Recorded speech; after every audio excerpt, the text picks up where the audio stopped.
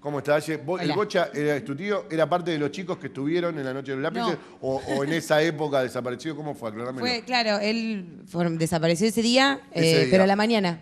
Claro, Claro. otra historia dentro del mismo día, digamos. Del mismo día, pero no era que él estaba en esas No, organizaciones. Bocha fue era más grande. Fue casualidad, digamos. Sí, él cumplía 30 años, era más Era grande. tu tío, hermano de... El hermano de mi mamá. Hermano de tu mamá. Sí. ¿A qué edad te enteraste vos eso? Qué pregunta, No, nunca lo había pensado. sí, porque uno... Yo creo que desde siempre lo supe. Sí. Lo que pasa es que yo nací en los 90 y era la época en la que mi familia, mi vieja y mis tíos hablaban entre ellos de eso y punto.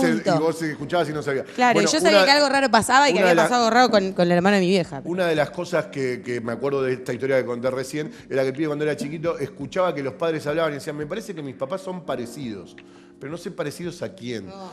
Claro. Qué locura. Claro, como hablaban a escondidas de él, la palabra después me di cuenta que era desaparecido. Pero él había escuchado, le quedaba, mis papás son parecidos. No sabía quién. Porque cuando chico es difícil que te expliquen la historia también. Sí, es difícil y mi vieja, igual siempre en mi casa se habló mucho de política, Claro. como se hablaba como de que había pasado algo terrible. Sí. Yo de la dictadura tomé conciencia me reventó la cabeza a los 10 años. Como Claro. que no terminaba de entender cómo era posible que haya pasen pasado. cosas así, pero sabía que había pasado. Claro. Y después ya de adolescente, bueno, primero que se empezó a hablar mucho más, se empezaron a dar los juicios también.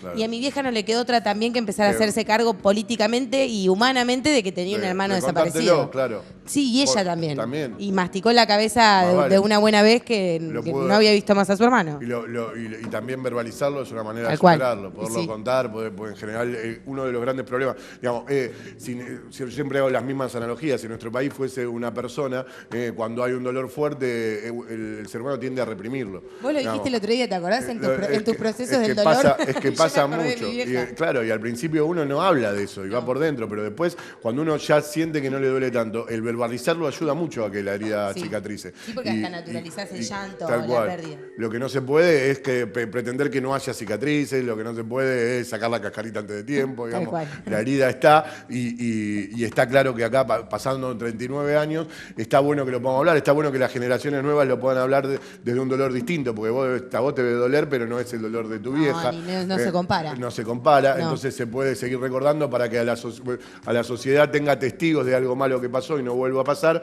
pero no desde el dolor que implica haberlo pasado. Así que está genial que lo podamos hablar. Bocha, le decían. Bocha le decían, sí, Juan Domingo se llamaba.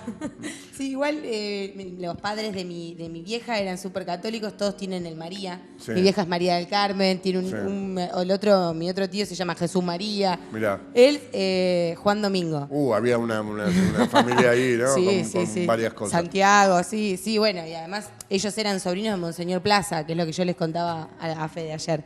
Monseñor Plaza, todo, bueno, de la curia de acá Sí. de la catedral y cómplice en su época de los milicos, digamos, para pasar información y entregar gente. Mirá, así, vos, Sí. la familia saben que es así, digamos, Sí, o sí. intuyen que y tuvo que ver con hubo eso. muchas conversaciones con Claro. él cuando se muere mi abuelo, que era el único que sostenía la buena relación entre el cura y los sobrinos montoneros, por decirlo de alguna manera. Claro. Qué Se fuerte, muere como en algún lugar, Sí. me imagino, vos fuiste después en el colegio, te explican un poco la historia, te dicen, bueno, mirá, el poder lo tomaron los iglesia, militares, estaba la iglesia, estaban los cosas, y vos tenés todo eso en tu familia. O sea, Sí. tengo tal cura, o sea, Sí, ¿no? tremendo. Y así me peleé con muchas profesoras de filosofía, por ejemplo, que desde Claro. un lugar mucho más conservador me bancaban a la iglesia o bancaban un montón de cuestiones y bueno, obviamente yo Te salía levantaba de la pará, mano. claro, a mí No, me pasó pará, también. pará. Claro. Sí, porque lo vimos, porque mi vieja cuando se exilia a México y vuelve, tiene conversaciones en la catedral con el viejo de tipo, o sea, ¿dónde está Bocha? ¿Qué hiciste? Porque además Claro. se sabía, él era uno de los que tenía que ayudarlo a irse a México y en ese tramiterío del pasaporte para que se ayudarlo, pueda ir, claro. lo levantaron de un bar acá entre 7 y 34. ¿Y Sabían el día, la en hora. algún momento tuvieron en tu familia como alguna precisión, digamos, esta cosa del desaparecido, viste, que decían, por lo menos que no digan dónde está? O sea, que Es lo nada, que a mí ¿no? más me duele es que le duele a mi vieja es ¿O que qué pasó más o menos hasta dónde claro, por testigos llegó? se reconstruyó la historia hasta 9 meses después. O sea, sabemos que lo torturaron 9 meses. Y ahí se termina. Y después hay muchas teorías. Sí. Teoría que la más fuerte es que terminó en uno de los vuelos de la muerte. Mirá. Pero se supo que estuvo acá en 149 en la comisaría. Se supo porque estuvo con compañeros que después zafaron, digamos, con amigos de él. Entonces, bueno, yo lo vi a Bocha hasta tal mes, yo lo vi hasta tal otro. Y se tiene registro hasta abril, mayo del año que le siguió a su desaparición. Otra de las cosas que son fuertes es como acá en La Plata, digamos, yo siempre lo pongo de ejemplo, que me parece que es donde más se nota, es en la cuestión de Julio López. O sea, sí. en Buenos Aires no ves una pintada de dónde está Julio López. No hay conciencia de lo que significa ese evento. Acá en La Plata claramente es una ciudad que estuvo atravesada por la problemática, donde hay mucha gente que lo tiene más vivo, claro. Digamos, que por algo es. Por algo yo me acuerdo que venía y mis hijas mismas me lo preguntaban las primeras veces que andábamos por acá, me parecían, ¿quién es Julio López? ¿Por qué acá está? Cuando le explicaba, decía, ¿por qué en Buenos Aires nadie sabe? ¿Por qué no se recuerda y no se dice? Mirá, para mí tiene que ver con que esto es una ciudad donde algunas cosas fueron, se vivieron bien protagonistas. Bueno, por algo estamos hablando de esto hoy, por algo La Noche de los Lápices fue acá, por algo, ¿no? Me parece que... Sí, La Plata sangró en esa época. Que tiene que ver, digo, y hay historias, yo de las historias más duras que se escucharon en esa época, muchas son de acá de La Plata. Sí, digamos. Es verdad. Eso es verdad. Y bueno, también habrá que... Y también yo creo que tiene que ver con la universidad, digo, y la militancia. Acá de los grupos políticos que más la pagaron, por decirlo en un momento, en términos de desapariciones y de pérdidas físicas, se daban acá en La Plata. La militancia fuerte en esa época. Es que al poder así de facto duro, el chaboncito que estudia no le gusta.